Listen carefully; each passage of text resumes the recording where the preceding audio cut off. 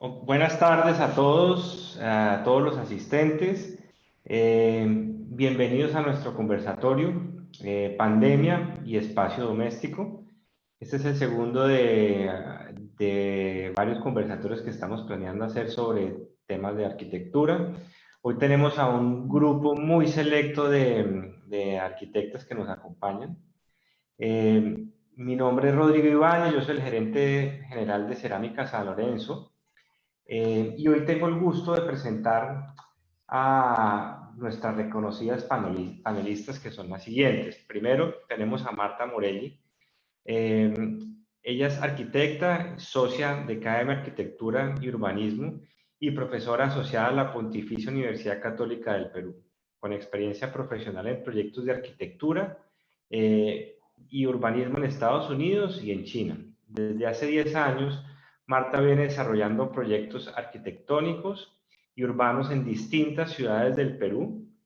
Es coautora del libro Edificios Híbridos en Lima, directora de la Asociación Peruana de Estudios de Arquitectura. Tenemos también con nosotros a Susel Biondi, quien participó también en el conversatorio anterior. Bienvenida, Susel. Susel es arquitecta con un posgrado en Construcción y Diseño Urbano Sostenible y un doctorado en Arquitectura Sostenible. Es profesora de la PUCP en la Facultad de Arquitectura y en la Maestría en Arquitectura, Urbanismo y Desarrollo Territorial Sostenible.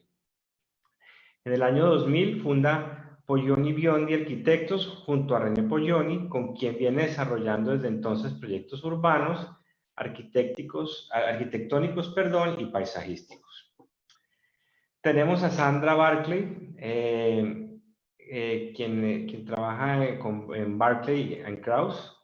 Ella funda con Jean-Pierre Krauss el estudio de Barclay & Krauss en París en 1994 y trabaja en el Lima desde el 2006. Es profesora asociada a la Universidad Católica y presidenta de la Asociación Peruana de Estudios de Arquitectura.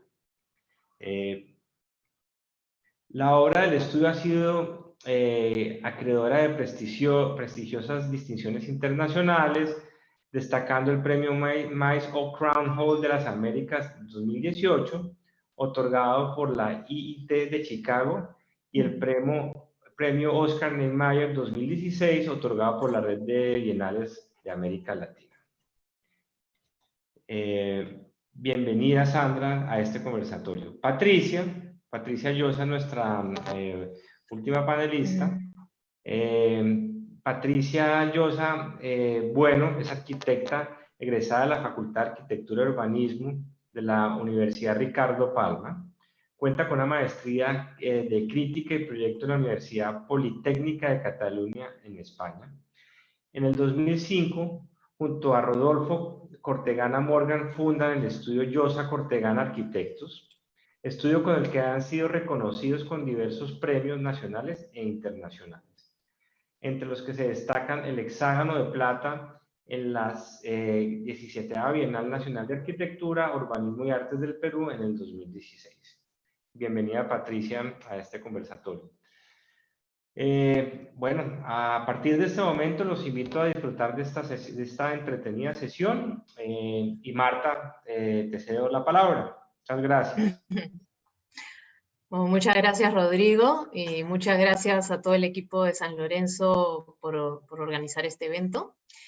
Bueno, al ser la primera en intervenir, quiero contarles un poco a todos los que están escuchando también que el objetivo de este conversatorio es reflexionar alrededor de las condiciones del espacio doméstico, algo que en realidad es como inherente a todos los seres humanos, porque lo doméstico remite al ámbito privado de una persona. Sin embargo, es curioso que cuando uno escucha espacio doméstico, inmediatamente se asocia a un espacio de la mujer, ¿no? Tal vez porque lo doméstico está directamente asociado a nuestra vivienda, nuestra casa, que es el espacio privado por excelencia, y por años en este país la casa está asociada a la mujer. La verdad que esta pandemia ha roto ese estereotipo, creo. Ahora todos lidiamos con nuestra casa. Por lo tanto, cuando San Lorenzo nos invita a 4 arquitectas a conversar, nos pareció como especialmente pertinente hablar sobre el diseño de la vivienda. Pandemia y espacio doméstico, aunque la pandemia y por tanto la cuarentena ha generado una serie de necesidades dentro de la casa, la verdad es que ha puesto en evidencia muchas de las cosas que son esenciales para la calidad de vida y de general de todas las personas, y que los arquitectos siempre hemos venido defendiendo hace mucho tiempo, al margen de la pandemia, en realidad. Y una de ellas es lo primero de lo cual quiero hablar, que es como que en estos días de cuarentena se ha vuelto más importante que nunca el rol de los balcones o terrazas en los edificios para respirar un poco de libertad y aliviar el encierro, ¿no? Los balcones son espacios que por un lado nos permiten recibir el aire fresco y estar en contacto con el exterior, y por otro son elementos que median entre lo privado y lo público, ¿no? Entre nuestra individualidad y la colectividad o la comunidad. Son un espacio de transición entre la casa y la calle, necesario para nuestra conciencia como ciudadanos, en realidad. Pero también los balcones cumplen funciones diversas, ¿no? Como, por ejemplo, contener el paisaje que vemos, ¿no? Desde nuestra vivienda, como cuando los llenamos de plantas, por decir, o ser la extensión de un espacio interior, especialmente en una ciudad como Lima, donde el clima casi no los permite todo el año. Entonces yo quería preguntarles a todas, ¿qué opinan un poco del rol de los balcones en la vivienda y qué atributos espaciales le ven ustedes, ¿no? Susel, no sé, ¿tú qué piensas? Bueno, yo creo que lo has dicho así muy claramente, ¿no? El balcón es la conexión de la casa con el cielo, ¿no? Es la luz, es el exterior, son las vistas que tienes desde ese espacio, es el aire fresco, es la posibilidad de verde dentro de la vivienda. Eso, la posibilidad de tener plantitas que hace bien al alma, ¿no? A mí, por ejemplo, me hace feliz que mi hijo menor nos llame emocionado a todos a la terraza para oler el jazmín, que qué rico huele el jazmín. Esa posibilidad es porque está en una maceta en la terraza, ¿no? Entonces, cobran, como dices, mucho más importancia estos espacios al aire libre, digamos, en los departamentos, ¿no? Creo que tiene que ver con lo que se llama biofilia, que es esta necesidad instintiva, atávica, de conexión con la naturaleza y con otras formas de vida, porque somos una especie que nuestra supervivencia depende de esa conexión estrecha y positiva con el ambiente, ¿no? Entonces es casi inherente a nosotros.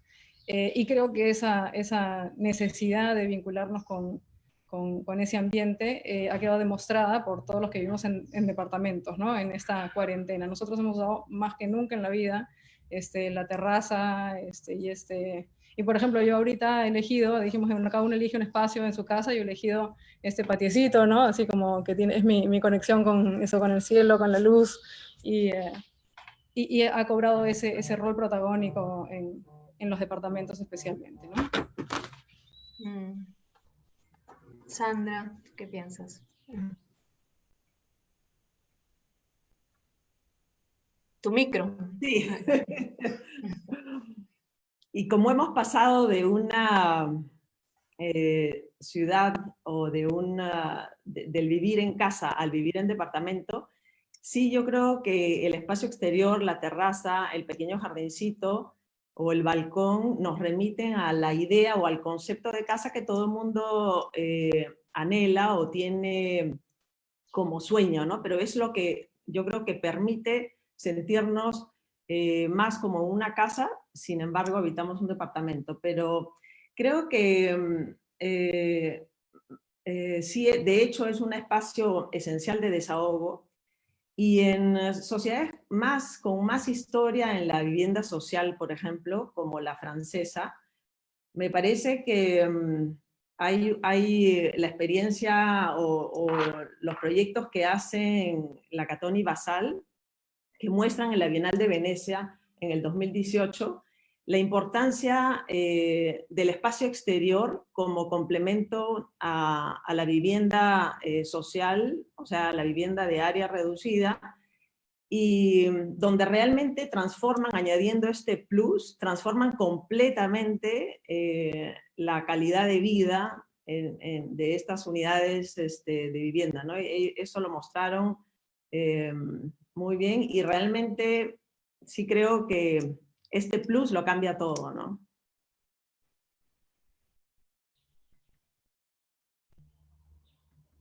No, ¿tú qué opinas, Pati? Bueno, definitivamente el balcón como elemento es un espacio que tiene la capacidad de interrelacionar el interior de la vivienda con el exterior. Es como una especie de extensión, por definición, de la vivienda. Pero depende también mucho de en qué zona de la ciudad estés, con qué te vinculas afuera. No podemos dejar de vista el tipo de ciudad compleja que tenemos, totalmente heterogénea. Es muy distinto tener un balcón hacia un espacio verde que tener un balcón hacia una autopista o una vía rápida, con lo que eso implica, ¿no? Entonces, digamos que también la idealización del balcón como elemento es compleja, porque si bien es cierto, lo ha colocado como un protagonista en esta época no solamente por todo lo que hemos visto en redes sociales y hemos compartido, que se ha convertido en un espacio de expresión, de compartir en muchas ciudades del mundo, en ciudades que también tienen otras condiciones, y en ciudades como la nuestra, en la que la gente salió a aplaudir o a ver pasar a la policía tocando canciones criollas o lo que sea, ¿no? Digamos, ha sido como un espacio de expresión, pero no deja de ser un espacio también de ensimismamiento, porque al mismo tiempo también es un espacio que separa del otro. O sea, estamos en la casa con la posibilidad de mirar al exterior, de participar del exterior, pero siempre desde nuestra propia protección, ¿no? Desde nuestro propio espacio más individual. El balcón sigue siendo parte de la extensión de la vivienda hacia el exterior, pero desde la individualidad de la vivienda, ¿no? Sigue siendo de alguna manera algo privado que se asoma a lo público, ¿no? No es público en sí mismo. Y claro, eso es pertinente hoy y funciona muy bien por la situación en la que estamos, por una situación de miedo y de protección.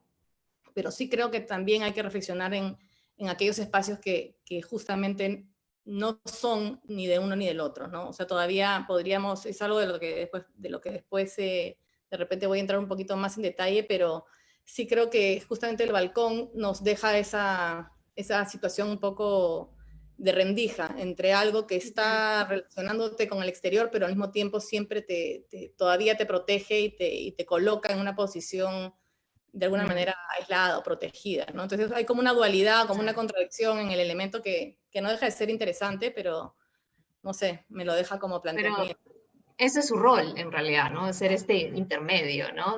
Supongo que ahora hablaremos como de otros espacios, posiblemente, que tienen otros roles. Claro, me interesaba un poco este espacio intermedio, este mediador desde esta posición interna, ¿no? Que es lo que tú Pati, decías, ¿no? Y es curioso porque a mí me parece como un dispositivo como esencial en esta conexión, como digo, con la calle, con el exterior, desde la vivienda. Para mí es un elemento que pertenece a la vivienda. Y sin embargo, en realidad la mayoría de edificios no tienen balcones ni terrazas, ¿no? Especialmente en esta ciudad, en Lima. Y la mayoría de explicación que te dice la mayoría de gente es porque simplemente el mercado no lo paga, ¿no? O sea, la mayoría de proyectos inmobiliarios en general, masivos, no ofrecen balcones y aparece solamente en edificios de clase media o alta como un lujo, ¿no? Como un adicional para hacer atractivo más un producto de vivienda, ¿no? Lo cual no pasa en otros países. Y tal vez yo me he quedado un poco con la idea de pensar por qué es lo que pasa en otros países hasta que descubrí que en realidad lo que sucede es simplemente que los balcones, por ejemplo en España, que hay por todos lados, simplemente no cuentan en el cálculo de coeficiente de edificación, ¿no? Por lo tanto, los inmobiliarios ofrecen balcones porque son áreas que no suman al área construida del edificio, pero sí suman al área vendible de la vivienda. Entonces es un plus adicional, gana el inmobiliario, gana la calidad de vida del propietario y gana la ciudad, en mi opinión, ¿no? Entonces es como un elemento que se ha puesto, como dice Pati, también en el mapa, y deberíamos reflexionar si debería entrar en estos elementos de la vivienda como un dispositivo tan importante probablemente como otros espacios, ¿no? Bueno, y yo con esto le doy la palabra a Susel para que nos cuente sobre otros temas. Gracias, Marta.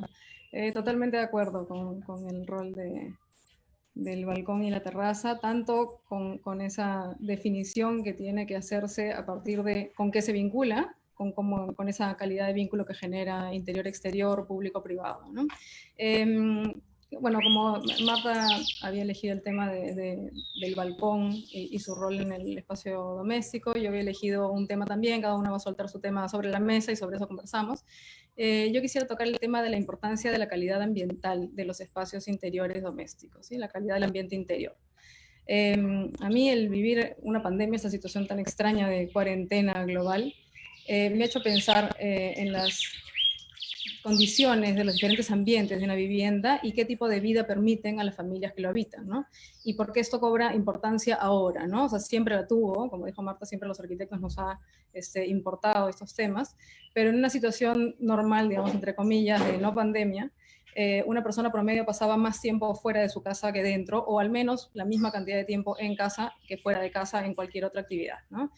Trabajo, colegio, cualquier otra actividad al aire libre. Entonces, digamos que en el caso de una familia que no tiene la suerte de tener una vivienda con ambientes de calidad al interior, al menos el tiempo que los miembros de esa familia pueden pasar fuera de casa en otras actividades, les permite cambiar de condiciones y no estar expuestos siempre a lo mismo, ¿no? Al mismo aire, a la misma luz o a la misma falta de luz, digamos, a los mismos olores y a los efectos que esas condiciones tienen sobre esos miembros de la familia, ¿no? Ahora estamos obligados todos a pasar 24 horas al día, 7 días a la semana en el mismo lugar. No solo dormimos y comemos en casa, sino además estudiamos, enseñamos, trabajamos, hacemos tareas domésticas, ¿no? Las tareas de la casa, entre todos. Aprendemos con los hijos en el homeschooling obligatorio que nos toca. Y además nos desinfectamos y bañamos cada vez que volvemos a hacer compras, desinfectamos todo lo que pasa por la puerta. Todo esto sucede en el espacio doméstico, ¿no? Entonces, tiene como mucho más roles que cumplir últimamente, ¿no? Y yo creo que se hace imprescindible indagar en la calidad ambiental interior de la vivienda. ¿Para qué? Para buscar las mejores condiciones de bienestar y salud de sus habitantes, ¿no? Acá quiero hacer notar que hablo de bienestar y no de confort, ¿no? Buscar ambientes física y psicológicamente saludables y no solo físicamente cómodos. Porque un espacio, digamos, puede ser cómodo y no necesariamente saludable o generador de bienestar, ¿no? Ahora que estamos tan preocupados por la salud, hace unos días encontré entre unas notas una definición de la OMS que había copiado. La OMS dice que salud es el estado de bienestar físico, mental y social total, y no simplemente la ausencia de enfermedad, ¿no? Como les digo, esto lo tenía en un cuadernito, entré a buscar en la web de la OMS y no hay forma, no encontré nada. Ahora solo hablan de coronavirus, de COVID, de pandemia, así que no la encontré. Espero que siga siendo la misma porque es una linda definición, ¿no? Esa situación holística integral de bienestar. Entonces, en esta situación como difícil que nos toca vivir de privación de libertad, de todos juntos intensamente, donde se vuelve difícil la convivencia en casa, cada uno con tantas actividades diferentes que hay que compatibilizar, es ideal que la casa, los espacios domésticos nos ayuden a alcanzar este bienestar en la medida de lo posible, ¿no? Entonces, ¿cómo diseñar una vivienda de alta calidad ambiental, ¿no? La alta calidad ambiental interior es un término reconocido internacionalmente, que incluso tiene unas siglas en inglés, que es IEQ, y se refiere a todas las condiciones dentro de una edificación que generan bienestar a sus habitantes, ¿no? Vamos a hablar de calidad del aire, buena ventilación, que van juntos, obviamente, calidad visual, posibilidad de vistas al interior, ¿no? Del interior al exterior, como ya se comentó, la calidad de la iluminación natural y complementada por iluminación artificial, un clima interior confortable, ahí sí, la calidad acústica, calidad incluso olfativa, ¿no? Y también podríamos hablar de la flexibilidad de los espacios que permiten al habitante usar y modificar su espacio a su mejor conveniencia y de acuerdo a las necesidades según cambie el tiempo, ¿no? Entonces, muchas de estas cualidades del edificio o calidades del espacio se puede lograr con un buen diseño arquitectónico, ¿no? Hay, por supuesto, muchas otras variables que determinan la posibilidad de lograr estas calidades, como lo que comentaba Pati hace un momento, los entornos urbanos y contra qué nos enfrentamos y con qué nos podemos vincular, en los que un proyecto puntual arquitectónico tiene relativamente poca influencia, ¿no? O la reglamentación, en el tema normativo en el Perú, por ejemplo, una reglamentación que se basa en la restricción, niega las posibilidades de innovación en las propuestas que se basen en el desempeño de los edificios y no necesariamente en cumplir simplemente normas o medidas, sino una mayor reflexión, ¿no? Por ejemplo, un patio de aire y luz, que es como se llama también, lo pongo entre comillas, que no necesariamente cumple el ancho mínimo, pero tiene una mayor longitud orientada en el sentido del recorrido solar puede ser mucho mejor que aquel que cumple las medidas mínimas de reglamento, ¿no? Porque está reflexionado para funcionar en sí mismo y no simplemente para cumplir una norma, ¿no?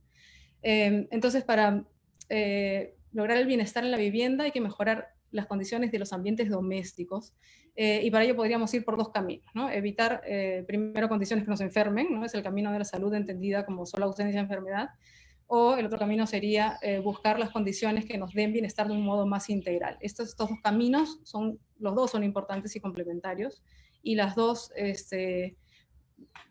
digamos, tenemos que abordar las dos, e incluso se miden estos dos abordajes para saber si un edificio es sostenible o no. Digamos, todos los estudios que buscan la sostenibilidad de los edificios siempre toman en cuenta el modo en el que se logra una calidad del ambiente interior, ¿no? Entonces podríamos casi decir, ya, si vamos a ir por el primer camino de evitar lo que nos enferma, y podríamos agarrar solo como ejemplo la calidad del aire, bueno, hay que evitar, no sé, pues todos los elementos negativos, presencia de humo, de polvo, de compuestos orgánicos volátiles que están en los materiales y que emanan esos agentes al aire que son dañinos, altas concentraciones de CO2 cuando la ventilación no es correcta, podemos ir hasta campos electromagnéticos, moho, hongos, ácaros, hay montones de efectos de elementos que pueden ser negativos al interior de una edificación y que obviamente tendríamos que tener cuidado de no hacerlos, ¿no?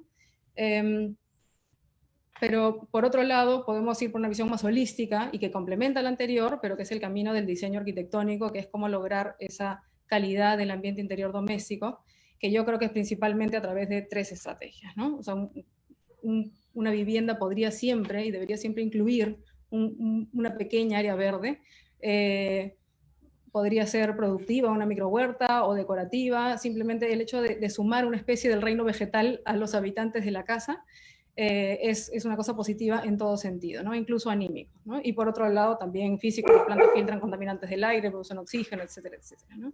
A eso se le puede sumar simplemente pensar en una buena ventilación natural que va a evacuar todos los compuestos tóxicos de la lista esa negativa anterior, y una buena iluminación natural, ¿no? El sol mata hongos, moho, bacterias, y en la vivienda, y eso es bien importante, a diferencia de cualquier otra tipología en la que siempre nos cuidamos que no entre un rayo de sol porque se va a sobrecalentar, el ingreso de radiación directa es bienvenido, ¿no? Por supuesto, excepto en los climas muy cálidos, donde es suficiente con ventilar nada más, ¿no?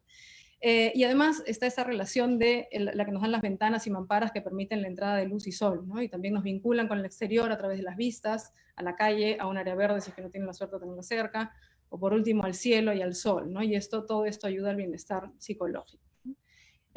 Bueno, eso, la luz natural es fundamental para la salud, ¿no? Y me diría que es una buena iluminación y un buen clima interior hacen también que la vivienda consuma menos, ¿no?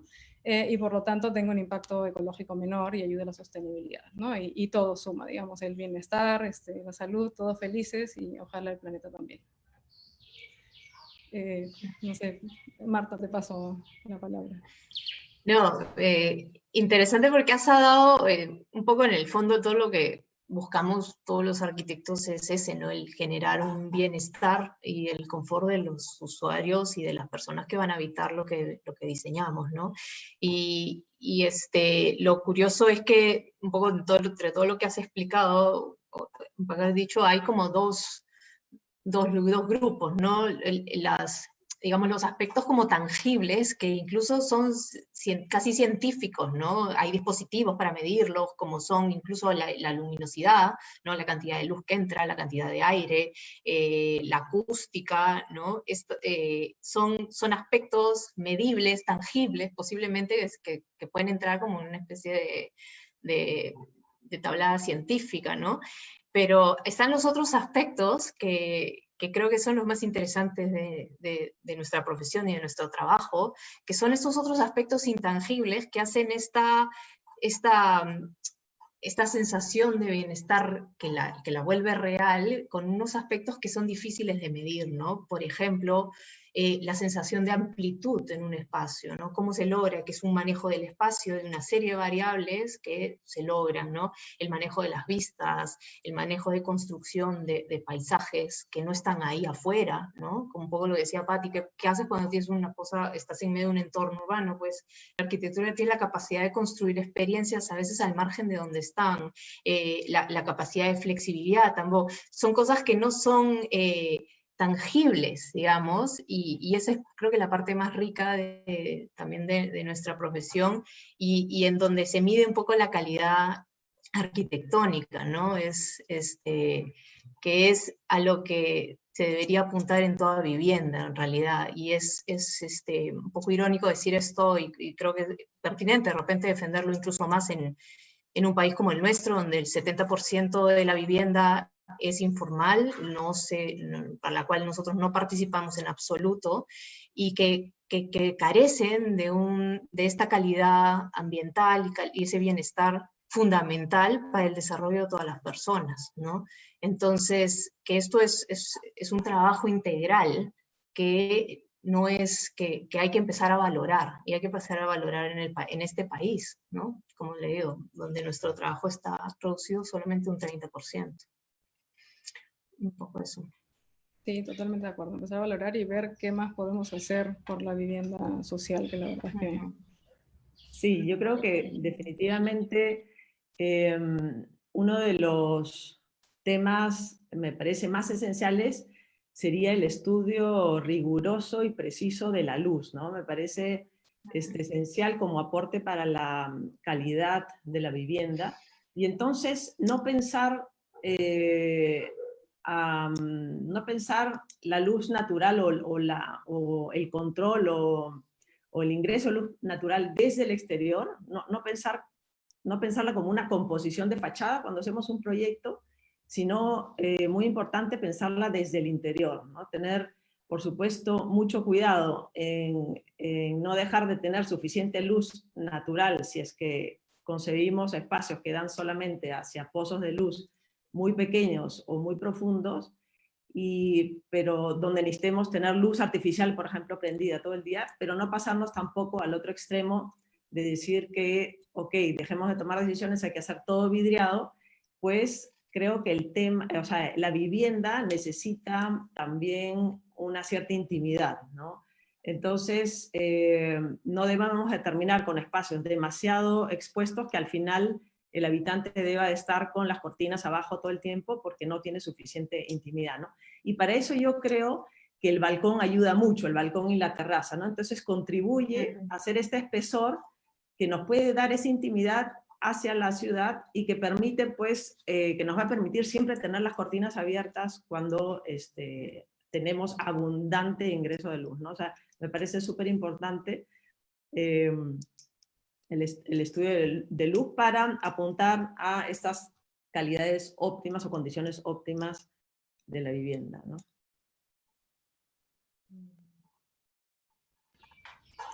¿A ti? El micro. Ya.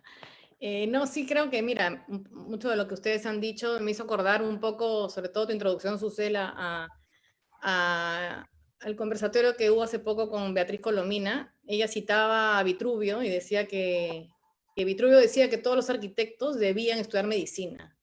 O sea, como si no nos bastara con estudiar arquitectura, ¿no? Pero decía que había que estudiar medicina, porque el objetivo de la arquitectura era el de la salud humana. Y hablaba casi de la arquitectura como una prescripción médica, ¿no? Y me pareció muy potente esa imagen. Y creo que todo lo que comentabas tú, lo que hablaba Marta, son, como dice Marta, los principios básicos de proyectar un mejor edificio siempre, ¿no? Que ahora estemos hablando de eso en torno a la vivienda por la situación en la que estamos, simplemente lo coloca nuevamente como que un primer plano, pero creo que es importante también preguntarnos en qué momento y por qué se ha dejado a veces de colocar como el punto relevante de la discusión, ¿no? Creo que hace un ratito Marta hablaba de ese 70% de la autoconstrucción o de la construcción sin arquitectos, pero también la construcción hecha por nosotros, por los arquitectos, es responsable de colocar edificios que no tienen bienestar, que no colocan una mejor calidad de vida y que son víctimas o son cómplices de alguna manera de la especulación inmobiliaria, que ha ido siempre en desmedro de alguna manera de la búsqueda de ese bienestar y siempre ha puesto por delante un poco la necesidad de la rentabilidad y del negocio, ¿no? Yo creo que sí, los arquitectos ahora tenemos una posibilidad de usar mejor los argumentos o tener mucho más argumentos claros a partir de lo que estamos viviendo, o sea, usar esta experiencia para tener una mejor argumentación con los promotores, y creo que los clientes y las personas que vivimos en las viviendas vamos a tener ahora más posibilidades de exigir una mejor calidad de vivienda en todos los niveles socioeconómicos, ya no como un derecho, sino como simplemente la vivienda como derecho, sino la vivienda de calidad como derecho, ¿no? La vivienda ahora un poco se ha convertido en un refugio, ¿no? Un refugio casi de supervivencia. Y nos ha confrontado a todos, a los que pasaban 2 horas en casa o a los que pasaban bastantes más, a la calidad de la vivienda que cada uno tiene, ¿no? Y mucha de ella sí es hecha por arquitectos. O sea, es importante también cuestionar la formación de arquitectos en las escuelas. Yo creo que todo lo que hemos venido conversando es parte fundamental ahora de una discusión mayor, ¿no? De cómo estamos formando arquitectos, esos arquitectos que después salen y no necesariamente otorgan esa calidad de vida de la que estamos hablando, que me parece fundamental, ¿no? Básicamente Totalmente eso. de acuerdo, muchas gracias. Es más, yo hacía así mientras tú hablabas y veía que Marta y Sandra también estaban haciendo así, sí, totalmente de acuerdo, ¿no? Y bueno, creo que efectivamente, recogiendo un poquito, Marta empezó diciendo, bueno, claro, los arquitectos siempre nos hemos preocupado, pero no, digamos, las sociedades en general de lo que hemos venido hablando ahora. Creo también que no todos los arquitectos nos hemos preocupado de eso, ¿no? De repente a algunos les ha faltado un poco. Y que como debería pasar, de una crisis uno sale aprendiendo algo, bueno, de repente esta crisis vamos a salir aprendiendo que la importancia del espacio doméstico y cómo podemos mejorar esas condiciones para poder vivir mejor, ¿no? Con mejores condiciones de bienestar. De acuerdo. Sí. Sí, de acuerdo, Susel. Yo, de hecho, es un momento en donde creo todo el mundo toma más conciencia. Me parece que se produce como un efecto lupa, ¿no? Los problemas y defectos, y así como las virtudes en la vivienda, se ven amplificados, ¿no? Entonces, no solo para nosotros, como decías, no solo para los arquitectos y especialistas en el tema, sino todo el mundo, ¿no? Todo el mundo va a tener más conciencia, los habitantes, los clientes, los promotores, de que hay que buscar calidad, ¿no? Entonces yo creo que también es un momento donde más que nunca podemos muy fácilmente tener una visión crítica del lugar donde vivimos, ¿no? Y visualizar, identificar muy bien qué cosa no queremos, ¿no? Entonces pensaba que también es un momento preciso para imaginar la vivienda ideal, ¿no? Y es un término que para mí tiene un origen en uno de los ejercicios académicos que hice como alumna con Enrique Siriani en París, en donde había que pensar en la vivienda ideal como unidad a partir de la cual organizaríamos un edificio de vivienda de interés social, ¿no? Entonces, la pregunta era cómo debe ser una vivienda ideal, ¿no? Y para mí era la primera vez que me hacían esta pregunta, ¿no? A pesar de haber abordado proyectos de vivienda colectiva en la universidad en Lima, pero hacíamos proyectos de conjuntos residenciales, pero nunca había esa reflexión donde el punto de partida era la tipología de la vivienda, ¿no? La unidad o las cualidades de esa tipología. Entonces, sí pienso que es importante pensar entonces en esta vivienda ideal, no solo con la inclusión del espacio exterior o terraza de la que ha hablado Marta, o de las buenas cualidades ambientales de las que ha hablado Susel, sino yo también añadiría la importancia de pensar en la variable de la adaptabilidad y transformación, ¿no? Para que este hábitat nos pueda acompañar en el tiempo, ¿no? Y hay dos tiempos, hay los tiempos personales que tienen que ver con los momentos en los que nos encontramos en nuestra vida, ¿no? Viviendo solo, trabajando en freelance, con empresa propia, trabajando desde casa, viviendo con amigos, con pareja, con hijos o con padres, etc. Pero también hay estos tiempos globales donde surgen necesidades inesperadas, ¿no? Como la pandemia que nos toca vivir, en donde nos toca en nuestra vivienda estudiar, trabajar, hacer deporte y de todo, ¿no? Entonces, de hecho, no hay duda que cuando pensamos en el crecimiento, porque creo que no se puede desligar la unidad de la ciudad, cuando pensamos en el crecimiento de una ciudad como Lima, tenemos que ir hacia una ciudad densa, pero me encantó el concepto que Alejandro Aravena mencionó sobre que sobre todo tenía que haber intensidad urbana, ¿no? Entonces, dejar de compartimentar en sectores por actividad a la ciudad, y con esta misma lógica debemos de dejar reglamentar un único uso en un edificio, y para ser coherentes también imaginar la unidad de vivienda con estas mismas posibilidades, ¿no?, que nos da esta mixidad de usos. Entonces me parece que es importante poder imaginar espacios flexibles en la vivienda y espacios expansibles dentro de esta vivienda. Para el primero, en los espacios flexibles, pensaría en la estrategia de poder incorporar claramente una noción de un núcleo donde se concentran y compactan los espacios servidores y técnicos para liberar la mayor cantidad de espacio que pueda ser después multiuso, flexible, transformable en el tiempo, ¿no? Y de hecho resolver bien este núcleo me parece clave, y lo mostró muy bien Marcelo Faiden con su edificio Bonplan el viernes pasado. Y por otro lado, el hecho de pensar en que la vivienda tenga esta característica o esta posibilidad de ser expansible, me parece que se puede lograr con la estrategia de incorporar la generosidad del espacio dentro de la unidad de vivienda.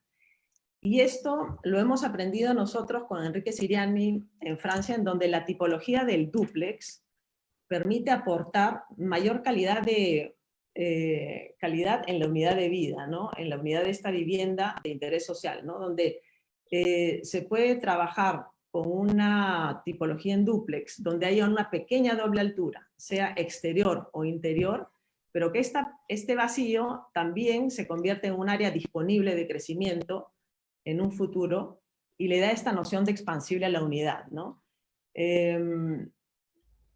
Esto ya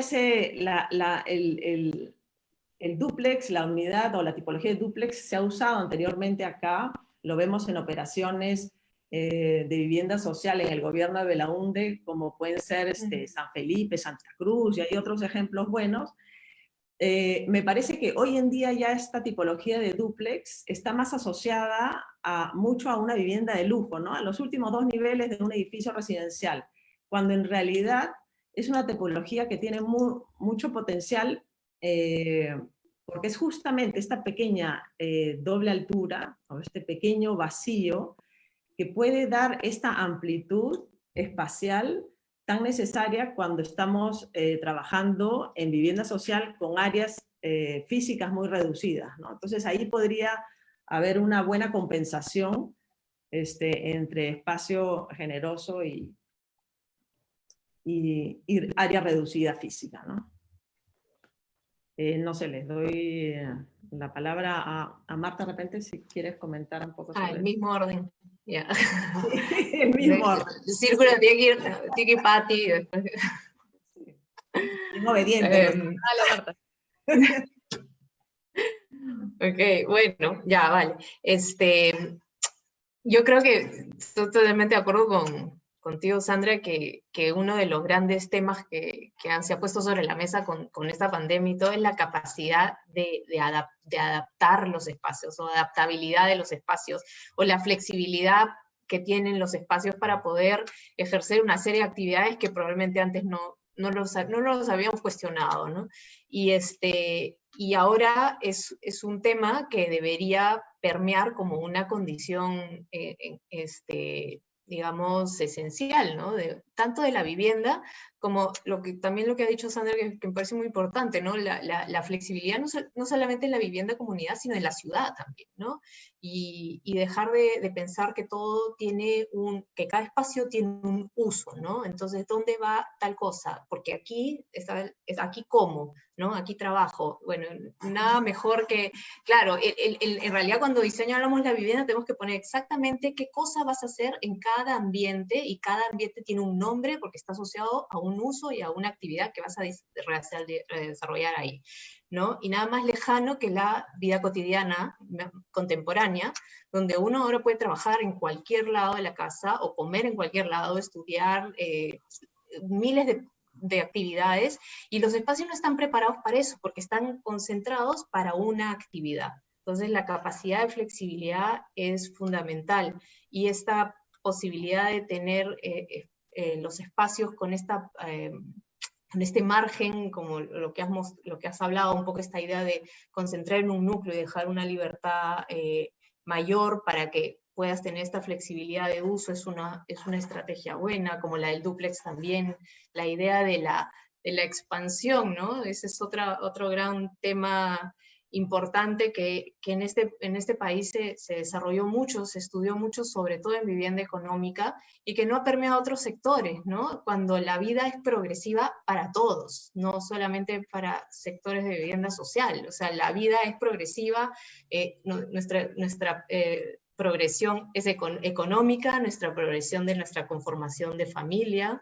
Como decía Sandra, hoy día estoy soltero, mañana me caso, me junto con alguien o vivo con alguien, tengo hijos, los hijos se van, después vienen los padres, y la vivienda no tiene esta capacidad de adaptabilidad que debería considerarse, ¿no? Entonces, uno de las estrategias que has mencionado me parecen importantes de que empiecen a aparecer, ¿no? Y que se estudien incluso mucho más para permitir que esto sea real. Sí, sí, de hecho, la de Susel.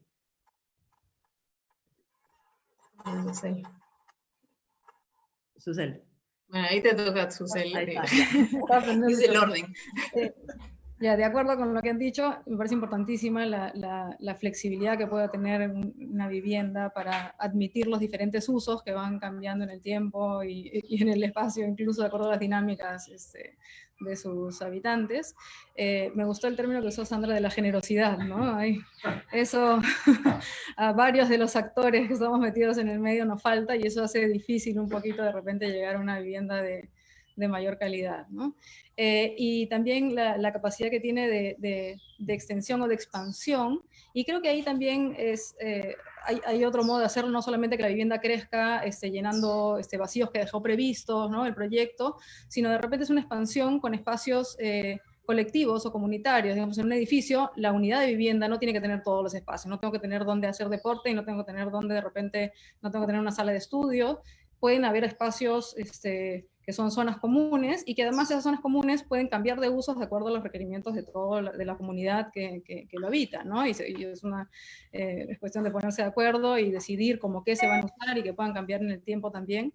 Y creo que es una expansión interesante de la vivienda, y además de modo de vida más colectivo, ¿no? Y también son espacios intermedios, no son públicos y no son privados, sino son colectivos, de un conjunto de familias, que les permite a cada una de esas familias mejorar sus condiciones de vivienda, digamos, porque tiene esas extensiones de diferentes usos, y que, digamos, es una situación en la que todos ganan, ¿no? Son viviendas que no tienen esos metros cuadrados, no pagan necesariamente por esos metros cuadrados, pero sí los tienen a disposición en unas zonas compartidas, ¿no? Y creo que es un modo interesante también de explorar para todo vivienda de todos los tipos y de todos los precios, ¿no?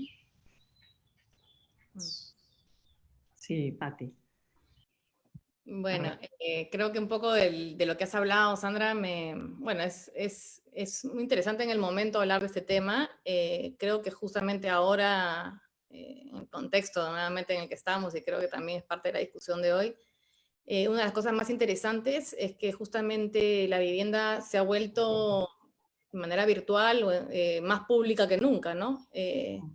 La naturaleza de lo privado en tiempos de pandemia se ha visto alterada de todas maneras. Y el otro día justo leía a Aksu Aman, esta arquitecta, que ella mencionaba cómo, por ejemplo, el desuso del teléfono fijo, ¿ya? Me pareció súper interesante la analogía, porque él decía, en el momento que se deja de usar el teléfono fijo, desaparece la relación entre el espacio físico de trabajo y el espacio físico de la vivienda, ¿no? Hablaba de cómo desaparecen de alguna manera los horarios. Una persona cuando llama a alguien por temas de trabajo, llama al individuo, ¿no? Lo llama al celular, al móvil, llama al individuo y ya no al lugar. Y eso también termina borrando estos límites de las dualidades clásicas, ¿no? Trabajo-ocio, trabajo público-privado.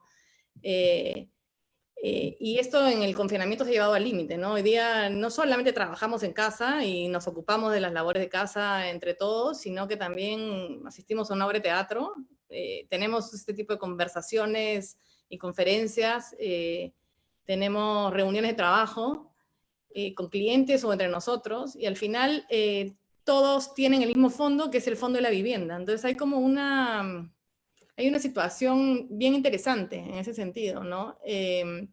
Y creo que nunca antes la domesticidad ha sido tan pública. De alguna manera empezamos a escuchar al perro que ladra, a los niños que pasan por ahí o hablan y son parte de lo que somos también, ¿no? Y esta borrosidad o esta situación más compleja de límites entre lo cotidiano y lo doméstico y todo lo demás, donde me parece que es una reflexión bien interesante y que además me parece sana. Hay como una integración sana para todos, para la sociedad, y sobre todo creo que para las mujeres, ¿no? Las mujeres a lo largo de la vida, y creo que ahí pueden estar de acuerdo conmigo las tres, es que nos ha costado mucho separar nuestros roles, ¿no? Normalmente de madres o de nuestros roles más privados con los roles de arquitecta, y muchas veces hasta nos ha dado un poco de pudor integrarlos, ¿no? Pero creo que esto lo hace más visible, lo visibiliza, y esta integración de alguna manera termina siendo también una ganancia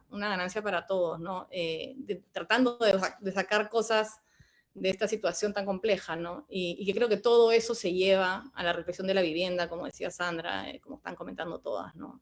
Creo que el tema da para mucha conversación.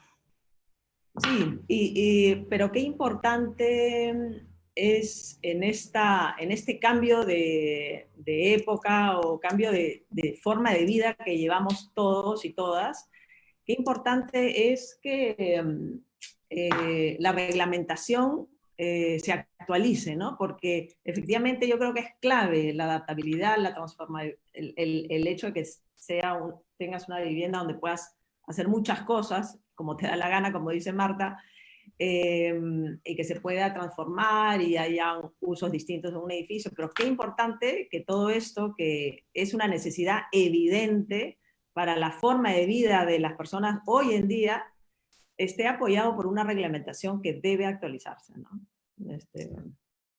Bueno, yo con eso le doy la palabra a Patti.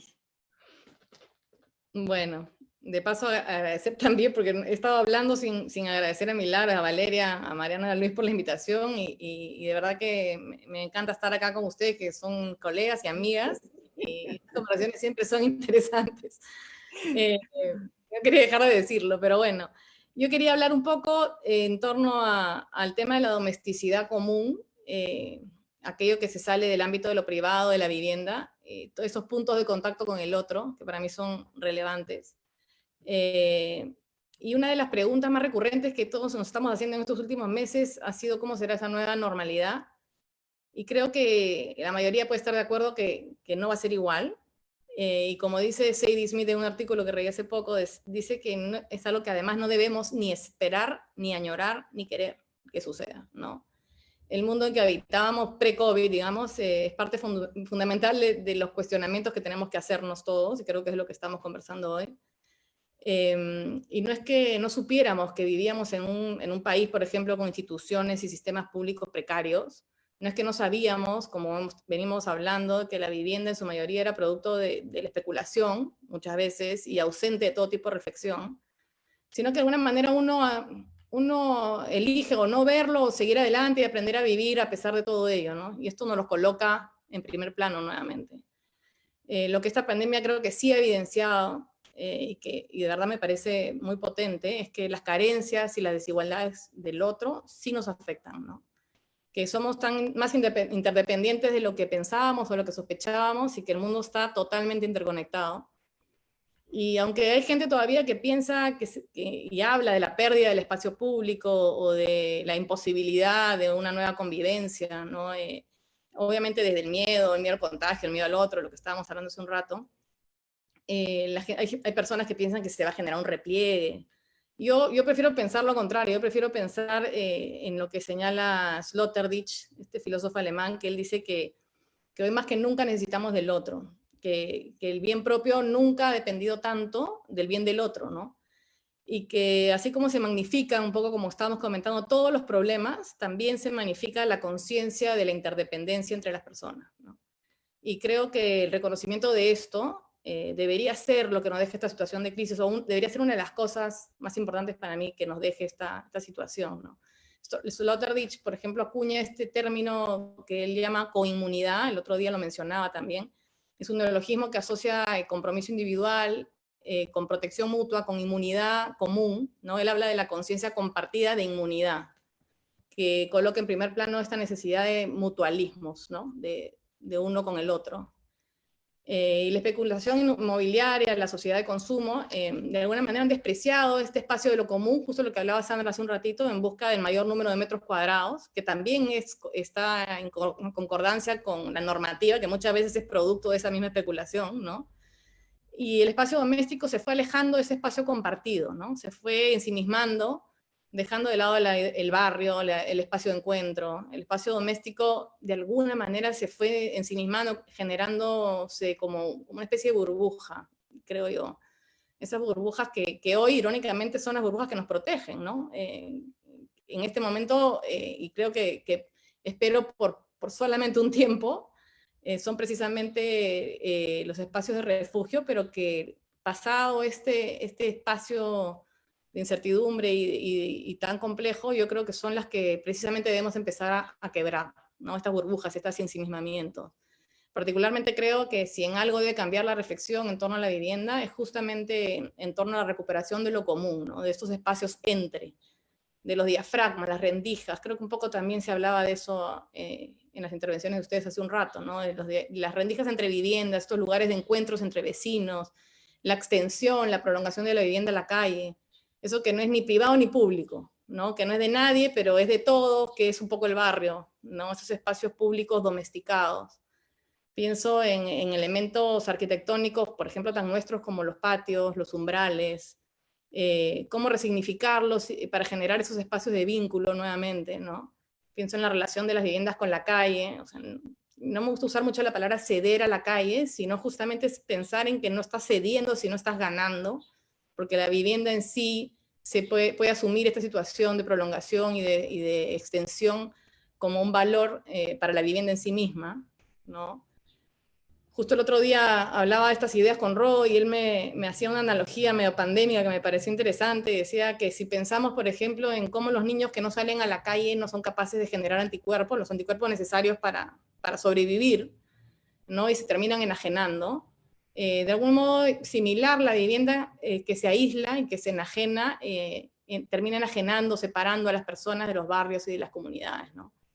Entonces creo que una de las reflexiones que a mí más me interesa en torno a lo que estamos viviendo tiene que ver con esta necesidad de radicalizar casi la interacción entre las personas, olvidándonos de vivir alejados del otro, aislados, y que la arquitectura, que debe estar siempre al servicio de los valores más colectivos, y aunque la crisis cuestione a corto plazo este contacto entre nosotros, creo que la recuperación de la conexión social, de la convivencia, del apoyo mutuo son para mí las ideas en torno a los cuales deberíamos situar un poco la reflexión de la vivienda en los años que vienen, ¿no?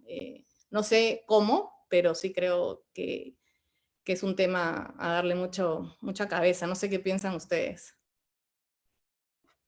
De nuevo, Marta, en orden. Bueno, a ver, yo arranco, me toca ser la primera de la fila. A ver, yo no puedo estar más de acuerdo contigo. De hecho, el viernes justo que hubo este conversatorio con Marcelo Faiden, yo lo único que hablé fue de este nuevo espacio intermedio, que es lo colectivo, ¿no? Este ámbito que está entre lo público y lo privado, ¿no? Y que a mí me gusta pensar que es como la forma pública de lo doméstico, ¿no? Es este espacio intermedio y que es algo que en el Perú no hemos explotado, no hemos desarrollado, y recién estamos siendo conscientes, de repente a raíz de esta crisis, como muchas cosas, ¿no? Una de las cosas que me gusta también ver como una realidad de esta crisis es que por primera vez esta ciudad, por ejemplo, la ciudad de Lima, se se entiende como una ciudad unitaria, ¿no? Finalmente, a todas las personas nos interesan tanto lo que pasa en la periferia como la periferia les pasa a la Lima Central, y así, eso nunca había pasado, ¿no? Era un solo de fragmentos en todo sentido, y por primera vez nos entendemos como un colectivo, ¿no? Como que somos algo más que esos individuos que hemos vivido siempre, y finalmente, esta gran idea del bien común, que además para los arquitectos, además para lo que trabajamos, y con más razón nos da más gusto que finalmente eso esté en la mesa de discusión, es ahora una necesidad, ¿no? Y el bien común es parte de nuestra vida y algo que debemos defender y empezar a desarrollar, y empezar a construir estos espacios justamente donde se dan las interacciones sociales, donde reforzamos las relaciones entre las personas, es lo que empieza a fortalecer este sentido de comunidad, que finalmente es lo que nos hace ser ciudadanos, ¿no? Pertenecer a algo más que a nosotros mismos. Y entender la vivienda efectivamente como primera pieza de un engranaje mucho más grande, porque en la vivienda es donde hacemos nuestras primeras relaciones, ¿no? Si lo hablamos como en relaciones humanas, la vivienda es el primer núcleo, pero está ese otro espacio donde empezamos a entender a nuestros vecinos, incluso a los vecinos de nuestro mismo edificio, ¿no? Es el siguiente ámbito, luego los vecinos, el barrio, la ciudad, y eso nos va a ir construyendo efectivamente este sentido de comunidad que en la ciudad, por lo menos en Lima, todavía no tenemos, ¿no? Entonces, en la vivienda como parte de este engranaje de relaciones, es fundamental, y es un debate importantísimo cuando hablamos de vivienda colectiva, ¿no? Sobre todo, y hacer vivienda colectiva en este país en general. Bueno, no sé qué más. A ver, Susel. Ya, de acuerdo con las dos. Me quedaría como con algunas cosas que dijeron, solamente para decir un poco lo mismo. Me parece que para cerrar podría concluir yo en que necesitamos como aprender de esta crisis esta nueva forma de ver lo doméstico, como ese espacio de núcleo social mínimo, como acaba de decir Marta, pero también esos otros espacios de domésticos colectivos. Y creo que es bien importante la escala ahí, ¿no? O sea, hay que reaprender que lo colectivo no es lo público y no es el gran centro comercial, sino es del vínculo con mi vecino del edificio, pero con el vecino cruzando la calle. O sea, esa nueva relación con la calle, con el patio, con la ciudad, a una escala más de barrio, ¿no? Ese doméstico de escala barrial, que creo que hay que recuperarlo, que lo hemos perdido, pero que hemos perdido ahí una gran riqueza, digamos, de las ciudades, ¿no? No la ciudad anodina de millones de personas, sino la ciudad hecha de habitantes que son individuos y que se conocen y generan estos vínculos de los que hablaba Pati hace un rato, que es importante como reconectar, ¿no? Y por otro lado, la normativa que permita mejorar, ¿no? Ahí el otro día René también hizo una de estos conversatorios y ponía la comparación con las telecomunicaciones, ¿no? Si las normas de telecomunicaciones hubieran dicho tienes que hacer el teléfono cuadradito con la ruedita para discar y con el auricular que tiene el cable, nos que hubiéramos quedado en hace 30 años, que es más o menos nuestra normativa de construcción, ¿no? Si la normativa dice nada más tienes que hacer la mejor forma de comunicarte a distancia, eso permite que avance, ¿no? Entonces la normativa para arquitectura tiene que permitir la mejor forma de habitar y la mejor forma de hacer ciudades, ¿no?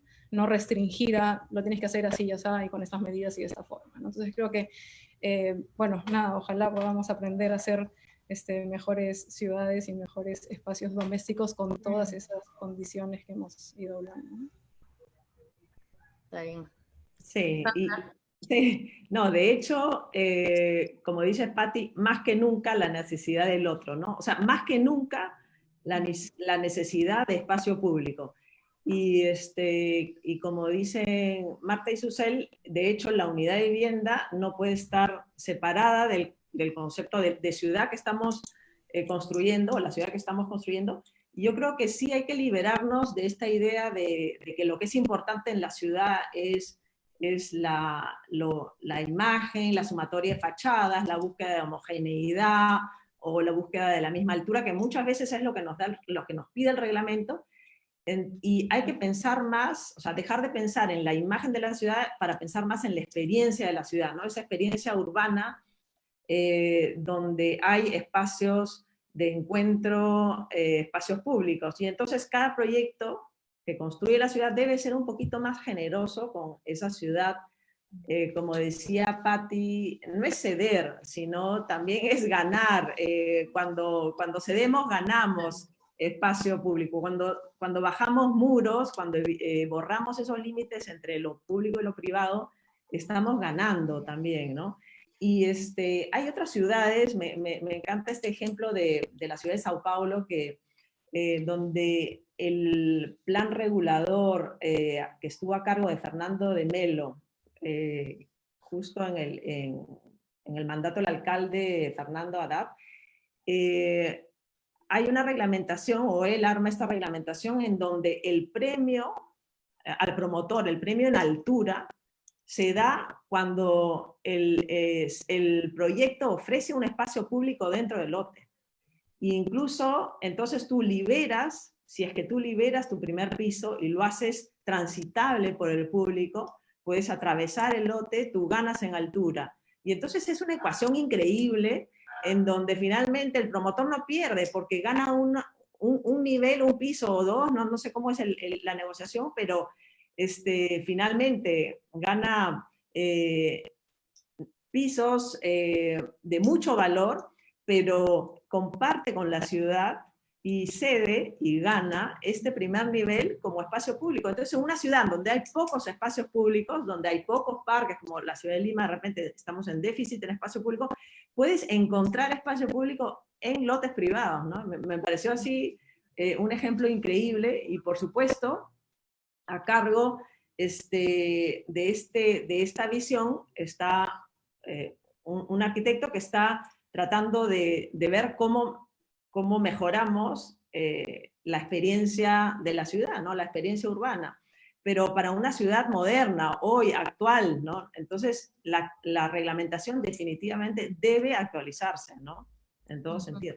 Y yo simplemente para terminar, no quiero dejar de agradecer a San Lorenzo y al equipo de San Lorenzo, que tampoco no lo hice, porque me parece genial que podamos compartir las cuatro juntas con estas ideas con los presentes. No los vemos, pero sabemos que están ahí, ¿no? Sí, y yo creo que para cerrar, creo que lo que has dicho, Sandra, me hace acordar un poco lo que el otro día tuvimos una conversación con David Mutal también sobre estos temas, que fue muy interesante, y él hablaba sobre el rol del arquitecto como comunicador, como un eje central en la discusión pública y lo ausente que estamos en ella, ¿no? Y que creo que todas estas conversaciones que estamos teniendo, si pudieran salir solo del ámbito arquitectónico y pudieran también tener un punto de contacto con el resto de la sociedad, y creo que la EA y las universidades y las instituciones que tienen la arquitectura como interés principal, podrían todavía seguir haciendo más esfuerzos aún como para que este tipo de discusiones tengan algún tipo de impacto en la discusión nacional, ¿no? Porque creo que lo que estaban hablando de la reglamentación, por ejemplo, sería importantísimo que suceda, pero somos nosotros los que tenemos que transmitir esos valores y esa información, ¿no? Pero bueno, nada. Y solamente sumar un poco lo que estabas diciendo y quedarnos con esta idea de lo que se dijo al principio, que lo que nos ha traído un poco toda esta crisis es que todos, creo, no solamente los profesionales, sino todos están teniendo finalmente una visión crítica del lugar que habitamos, ¿no? Desde lo doméstico hasta la ciudad que tenemos, hasta la infraestructura, todo lo que contenemos en nuestra vida que no nos había hecho de repente muy conscientes, y lo que toca efectivamente es que todos los actores empiecen a alinear, ¿no? Ahora toca que la normativa siga estas demandas que deberían nacer desde la propia sociedad, ¿no? Yo de verdad anhelo que sea la misma, la gente, la sociedad, la que demande mejores espacios de calidad en su vivienda y espacios de calidad en todos esos otros ámbitos que son parte de tu vida cotidiana, ¿no? Entonces, y que de esa forma tengamos post pandemia una mejor ciudad, ¿no? Bueno, Muy interesante, de verdad que les agradecemos mucho porque realmente fue una hora de conversaciones muy, muy interesantes. No soy experto en el tema de arquitectura, pero pues realmente fue una hora en que se me fue a muy rápidamente porque todos los temas son, pues digamos que muy apasionantes. Voy a hacer, primero quiero agradecer a nuestras panelistas, Marta, Susel, Sandra, Patricia, de verdad espectacular todo lo que nos compartieron. Tratando de resumir un poco lo que desde mi poca experiencia como, o poco conocimiento de arquitectura, pues veo lo siguiente. Yo creo que este momento que estamos viviendo es un momento coyuntural, es un momento que esperamos todos que sea un tema temporal, pero sí nos ha puesto en evidencia lo importante que es la buena arquitectura, que probablemente cuando hablo de buena arquitectura desde mi conocimiento es cuando uno entra a una vivienda y dice qué bien distribuido está el espacio y qué bien se siente esta casa.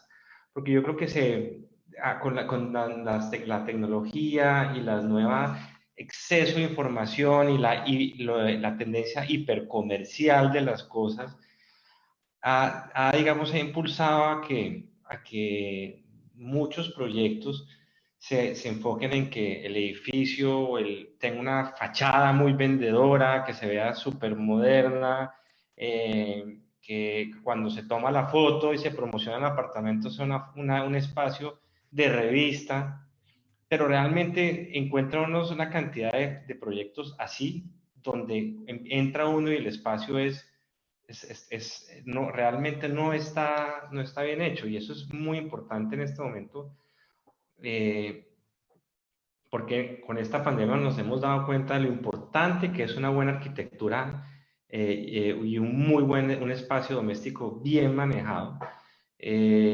¿Por qué? Porque hay situaciones en la vida donde nos pasa lo que nos está pasando, o hay transformación de los momentos de vida de la familia también, o de la vida de la persona en diferentes etapas, o hay momentos de la vida donde una persona está enferma y no puede salir de la casa por mucho tiempo. Bueno, una cantidad de razones que hacen que que vivir en la casa tenga un impacto psicológico importante en las personas y un impacto en que si uno tiene que pasar momentos prolongados de vida ahí, pues que tener una buena digamos, una salud, como lo decía Susana, la salud no solamente es salud física, sino salud mental y diferentes tipos de salud. Entonces, creo que con estos conceptos donde hablamos de temas de adaptabilidad, transformación, calidad ambiental, el rol de los balcones, el tema de los espacios comunes dentro digamos, del conjunto donde uno vive, es importantísimo retomarlos. Y no olvidar la buena arquitectura y entender que eso tiene un impacto gigantesco en la gente. No solamente es tener espacios vendedores, sino es lo importante al fin y al cabo es tener una buena arquitectura. También importantísimo el tema del diseño de los espacios en los sectores de menores ingresos. Yo creo que una de las razones por las cuales a Perú ha sufrido mucho con esta pandemia, a pesar de que el gobierno ha sido uno de los más juiciosos, en el sentido de que empezó temprano, empezó muchos incentivos económicos para todo el mundo, pero una gran dificultad es mantener a la gente de estratos menos favorecidos adentro de la casa. Es muy difícil. O sea, una familia de 7 personas en un espacio de 40 metros cuadrados, si el espacio está muy mal diseñado, o sea, o si el espacio es poco acogedor o muy hostil, pues la gente después de un tiempo no lo va a lograr y va a salir a la calle. Y ahí es donde ha fallado mucho esta estrategia una de las razones por las cuales ha fallado es pues, o que han sido más difíciles por temas como ese. Obviamente eso es una característica de muchos países latinoamericanos. Y entonces el mensaje también ahí es que las personas, los arquitectos, todas las personas que tienen un rol importante, que pueden impactar en la sociedad, tienen que, no se pueden olvidar de estar presionando para que las políticas públicas, digamos, los planes urbanísticos velen por esa parte. No es solamente tener la parte de Lima, una buena Lima diseñada en los distritos A, B, C y D, sino lo importante de tener esto en los otros, de tener algo aceptable en los otros sitios, porque pasa lo que decía Patricia, nos estamos dando cuenta de que dependemos todos, dependemos de todos. Y si una parte de la sociedad no está bien, al fin y al cabo, aún así se haya acumulado mucha riqueza por una parte de la sociedad, va a terminar fallando y va a terminar teniendo problemas. Entonces, tenemos que pensar de una forma más holística, la gente que pueda hacer un impacto, pues que piense en eso.